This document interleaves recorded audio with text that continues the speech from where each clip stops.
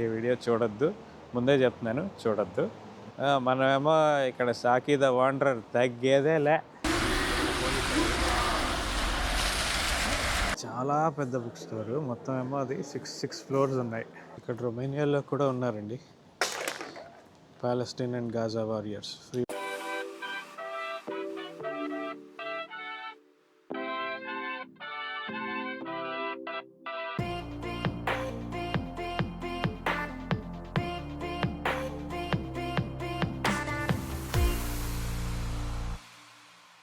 Hello hello hello hello hello బుకారెస్ట్కి స్వాగతం, రొమేనియాకి స్వాగతం. వచ్చేసాం, కానీ ఇదేదో పెద్ద ఫ్లాప్ షో లాగా ఉంది. సో మీకు క్వాలిటీ వీడియో కావాలి అనుకుంటే ఈ వీడియో చూడొద్దు, ముందే చెప్తున్నాను చూడొద్దు. కానీ సబ్స్క్రైబ్ చేసుకొని ఉంచుకోండి, ఎందుకంటే నెక్స్ట్ వీడియోలు మాత్రం అద్భుతంగా ఉంటాయి. ఏదో ట్రై చేద్దాం ఇవాళ బుకారెస్ట్ చూపెట్టడానికి, ఎందుకంటే వెనకాతలు చూశారు కదా, అదే పార్లమెంటు. అతి దారుణంగా ఉంది ఇక్కడ వెదరు. ఎక్కడ చూసినా ఫాగే ఫాగే ఫాగే. పొద్దున్నంతా వర్షం పడ్డది. మనమేమో ఇక్కడ సాకి ద వాండరర్ తగ్గేదేలే అని వచ్చేసాం అనమాట. అందుకే కొంచెం బుర్ర పెట్టి ఆలోచించాలి. సినిమాలలో తగ్గేదేలే అంటే ఇలాగే ఉంటుంది. బట్ హ్యావింగ్ సెడ్ దాట్, నేను వచ్చిందే దానికి కదా, సో వచ్చాను, ట్రైల్ వేద్దాం. వీడియో బాగా వస్తే వచ్చింది, లేకపోతే లేదు అని. కానీ బాగా వచ్చే ఛాన్స్ అయితే అసలు లేనే లేదు. ఫస్ట్ అయితే మనం పార్లమెంట్ స్క్వేర్కి వచ్చాము. వెనకాతలు చూస్తున్నారు కదా, అదే పార్లమెంట్ వెళ్తే. బిల్డింగ్ ప్రపంచంలోనే సెకండ్ లార్జెస్ట్ ఎగ్జిక్యూటివ్ బిల్డింగ్ అనమాట. ఫస్ట్ లార్జెస్ట్ ఏమో పెంటగన్. సో అంత పెద్దది అడ్మినిస్ట్రేటివ్ బిల్డింగ్స్ అంత పెద్దవి ఇంకేం లేవన్నమాట. అండ్ ఇది కట్టడానికి ఆల్మోస్ట్ ఒక 40,000 మందిని డిస్ప్లేస్ చేశారు. అంటే 40,000 మందిని ఇక్కడ నుంచి తరివేసి కట్టారనమాట. ఈ కట్టడంలో ఒక పెద్ద ఇది ఉంది. అదేంటంటే ఇక్కడ కమ్యూనిస్ట్ లీడర్ ఉండేవాడు. ఆ కమ్యూనిస్ట్ లీడర్ ఏమో అతని కోసం కట్టుకున్నాడు మొత్తం అంతా. ఇది కంప్లీట్ అయ్యే టైంకి ఇక్కడ ప్రజలందరూ రివల్యూషన్ చేసి ఆ లీడర్ని ఏమో చంపేశారనమాట. లీడర్ వైఫ్ని ఇద్దరిని ట్రయల్ చేసి ఎగ్జిక్యూట్ చేసి లైవ్ టీవీలో ఎగ్జిక్యూట్ చేసి చంపేశారు. అంత దారుణమైన లీడర్ అనమాట, ప్రజలను అంత బాధ పెట్టాడు. సో అలాగా వాడి కోసం వాడు కట్టుకున్న బిల్డింగ్ అనమాట ఇది.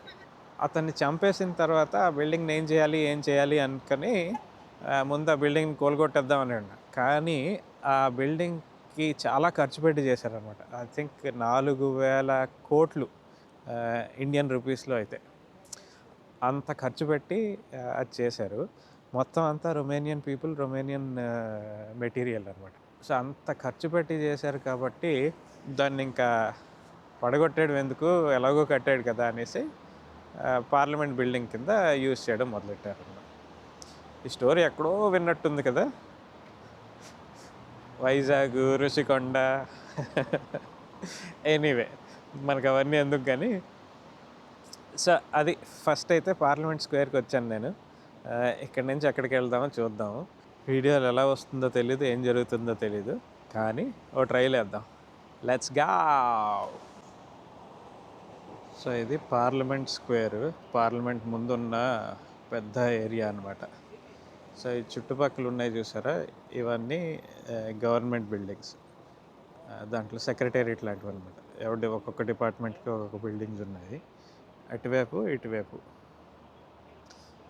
ఆ మధ్యలోనే ఏంటో మరి అవన్నీ ఇళ్ళల్లాగే ఉన్నాయి, కానీ గ్రాండ్ బిల్డింగ్స్ అనమాట అన్నీ. అండ్ ఆ పార్లమెంట్ స్క్వేర్ నుంచి వచ్చిన రోడ్ అనమాట నేను ఇది. ఆ రోడ్ అంతా కూడా ఇవి పెట్టున్నారు. నేను అటువైపు నుంచి వచ్చాను ఆ రోడ్డుకి, సో ఇందాక చూడలేదు. బట్ ఈ రోడ్ అంతా కూడా పెట్టారనమాట ఇలాగ వాళ్ళ హిస్టరీ గురించి. ఈ బిల్డింగ్ చూస్తున్నారా, ఏం కనిపిస్తున్నదో ఏం కనిపించట్లేదో నాకు తెలియదు ఫాగ్లో, కానీ ఆ బిల్డింగ్ ఏమో అకాడమియా రొమానా, అంటే రోమన్ అకాడమీ అంట. ఇక్కడ పార్లమెంట్ ఉంది కదా, ఇది పార్లమెంట్, దానికి ఎగ్జాక్ట్గా ఆపోజిట్గా ఈ బిల్డింగ్ ఉంది.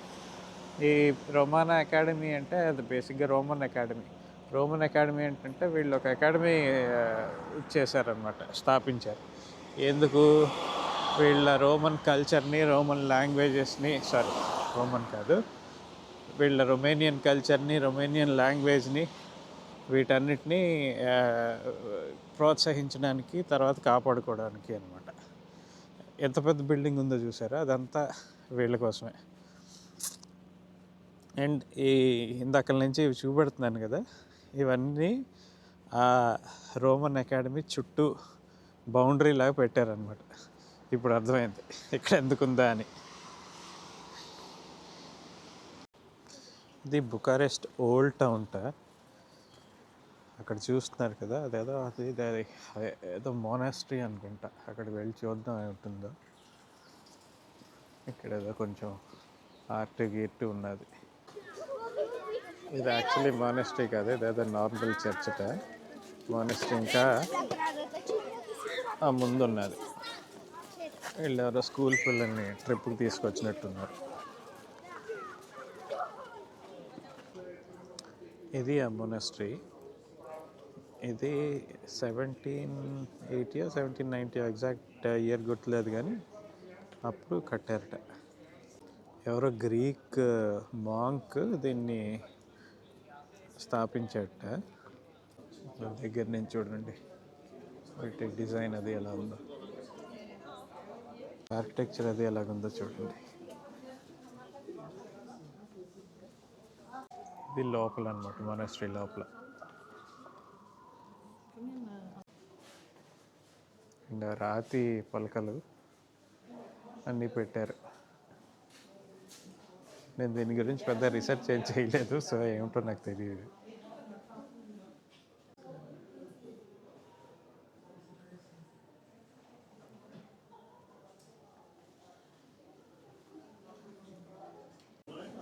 సో ఇదంతా యాక్చువల్లీ స్టోన్ కన్స్ట్రక్షనే.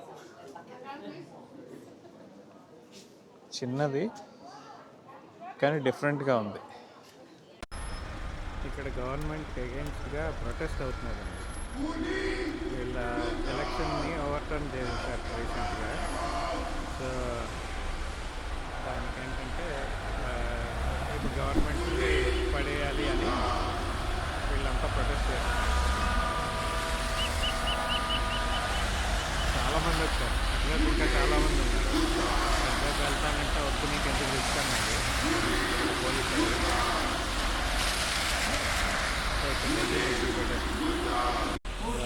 వాళ్ళందరూ చాలామంది అలా వస్తున్నారు, ఫ్లాగులు పట్టుకుని, రొమేనియన్ ఫ్లాగులు పట్టుకుని. ఇక్కడి నుంచి కూడా జనాలు అలాగా కింద సబ్వే లోపల నుంచి వెళ్తున్నారు. ఇది చూసారా, ఇదొక బుక్ స్టోర్. ఇది దీని స్పెషాలిటీ ఏంటో లోపలికి వెళ్ళి మీకు చూపెడతాను. Let's go. ఇది చూడండి, ఇది బుక్ స్టోర్ లోపల. చాలా పెద్ద బుక్ స్టోరు. మొత్తం ఏమో అది సిక్స్ ఫ్లోర్స్ ఉన్నాయి. ఆ పైన ఏమో కెఫే ఉంది. ఇవన్నీ చూసారు, 2 ఫ్లోర్లు ఉన్నాయి, ఆ లోపల వరకు ఉంది. 6 ఫ్లోర్స్ మొత్తం. ఏ బుక్ కావాలంటే ఆ బుక్ దొరుకుతుంది ఇక్కడ. చాలా బుక్స్ ఉన్నాయి. అండ్ మెయిన్లీ ఈ బిల్డింగ్ తాలూకు డిజైన్ అండ్ ఆర్కిటెక్చర్ కూడా దీనికి ఫేమస్ అనమాట.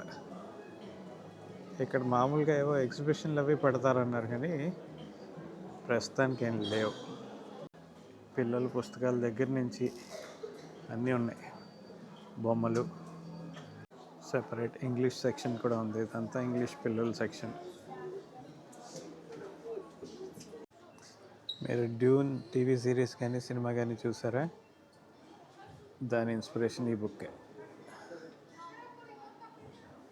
ఇదంతా ఫిక్షన్ సెక్షన్ అనమాట, ఇంగ్లీష్ ఫిక్షన్.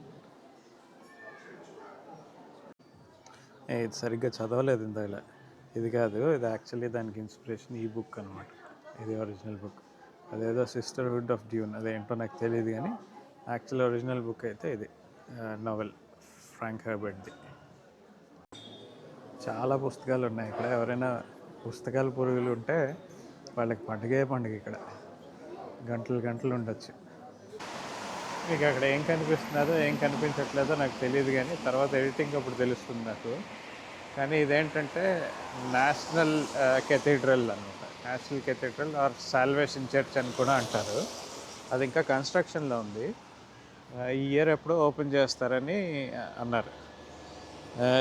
ఇది largest orthodox church in the world అవుతుంది కన్స్ట్రక్ట్ అయ్యాక. సో వీళ్ళ క్రిస్టియానిటీలో ఆర్థడాక్స్, తర్వాత క్యాథలిక్ అండ్ ప్రొటెస్టెంట్ ఇలా డిఫరెంట్ సెక్ట్స్ ఉన్నాయి కదా. రొమేనియాలో ఏంటంటే మెజారిటీ అంతా కూడా ఆర్థడాక్సే. అక్కడ ఎలాగో ఏమీ కనిపించట్లేదు కాబట్టి నా మొహమే బెటర్ ఏమో అని నా ఫీలింగ్. సో మెజారిటీ వచ్చేసి ఆర్థడాక్స్ క్రిస్టియన్స్ అనమాట. ఇలాగే for example Russia, eastern Europe అంతా వాళ్ళే ఎక్కువ. సో ఇదేంటంటే లార్జెస్ట్ ఆర్థడాక్స్ చర్చ్గా కడదామని వీళ్ళు స్టార్ట్ చేశారు 2025లో అది కంప్లీట్ అవ్వాలి యాక్చువల్లీ. మీకు రష్యాలో బేసిక్గా ఒక చర్చ్, మాస్కో చర్చ్ మీరు ఫోటోలు చూస్తే తెలుస్తుంది, వెరీ ఫేమస్ అనమాట. సో అది కూడా ఆర్థడాక్స్ క్రిస్టియన్ చర్చే. సో దానిలాగా ఇది కడదామని చూస్తున్నారు. ఇక్కడ ఇంకోటి కూడా ఉంది యాక్చువల్లీ, అది కూడా చూపెడతాను మీకు. చూపెడతా అంటే ఎంత చూపెట్టలేరో తెలీదు. ఈ ఫాగ్ అసలు చాలా దారుణంగా ఉంది. విజిబిలిటీ మ్యాక్సిమం ఉంటే ఒక 150-200 మీటర్స్ ఉందేమో. అంత దగ్గరికి వెళ్తే బిల్డింగ్లు ఏం కనిపించవు, అంత పొడుగున్నాయి. బిల్డింగ్ల పై పార్ట్ ఎలాగో కనిపించట్లేదు, అంత ఘోరంగా ఉంది ఇక్కడ. ఇక్కడ రొమేనియాలో కూడా ఉన్నారండి Palestine and Gaza warriors. Free Palestine, free గాజాట. ఇదేం రాశారో మనకు తెలియదు కానీ అరబిక్లో ఇవన్నీ బాగానే రాశారు పాపం.